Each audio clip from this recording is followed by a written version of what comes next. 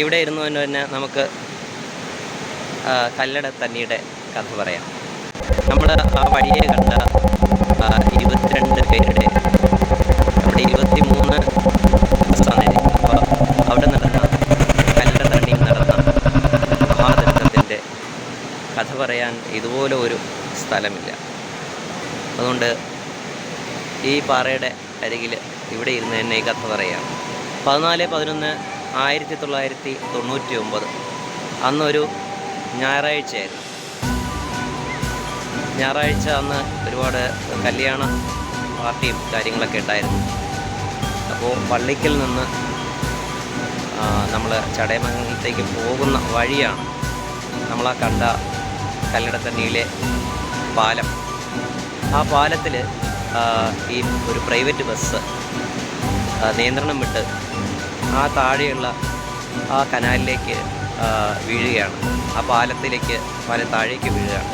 അപ്പോൾ എന്താണ് ആ ദുരന്തം കൂടാനുള്ള കാരണം എന്ന് പറഞ്ഞാൽ, ഇത് വീണ ശേഷം ഈ പുഴ പോകുന്ന ഭാഗത്തിൽ ഈ ബസ് തടഞ്ഞു നിന്നെന്നാണ്, പോകാൻ പറ്റാതെ തടഞ്ഞ് നിന്ന്. അങ്ങനെ ആ വെള്ളം കൂടിക്കൂടി വന്ന് അതിനകത്തുള്ള യാത്രികർ മുങ്ങി മരിക്കാനുള്ള, രക്ഷപ്പെടുത്താൻ പറ്റാത്ത രീതിയിൽ മുങ്ങി മരിക്കാനുണ്ടായത്. അതാണ് ഈ കല്ലടത്തണ്ണിയിലെ മഹാദുരന്തം. അപ്പോൾ അങ്ങനെ വലിയ ദുരന്തമായതുകൊണ്ട് തന്നെ ആ ഭാഗത്ത് നമ്മളവിടെ കാണുന്ന ആ ഒരു സ്മരണയ്ക്ക് വേണ്ടി അവിടെ സ്ഥാപിച്ചിരിക്കുന്ന സ്തൂപങ്ങളും അവരുടെ ഓർമ്മയ്ക്കായിട്ട്, അവരുടെ നിത്യശാന്തിക്കായിട്ട് ഉള്ള ആ സ്മരണയും എല്ലാം നമ്മളവിടെ കാണുകയാണ്. ശിലാഫലകങ്ങൾ അവിടെ വച്ചിരിക്കുന്നതാണ്. മഹാദുരന്തത്തിനെ ഓർമ്മപ്പെടുത്തൽ. എന്തിനാണ് ഈ ഓർമ്മപ്പെടുത്തൽ? നമ്മുടെ സുരക്ഷയാണ് ഏറ്റവും വലുത് എന്ന് കാണിക്കണം. നമ്മൾ ഏത് ഭാഗത്തേക്ക് വന്നിരുന്നാലും, ഒരു വെള്ളച്ചാട്ടത്തിലേക്ക് വന്നിരുന്നാലും, ഒരു ഹിൽ ടോപ്പിലേക്ക് പോയാലും നമ്മുടെ സുരക്ഷയാണ് അതീവ പ്രാധാന്യമെന്ന് മുൻകൂട്ടി കാണിക്കുന്നതിന് വേണ്ടിയാണ് ആ ഒരു ഓർമ്മപ്പെടുത്തൽ.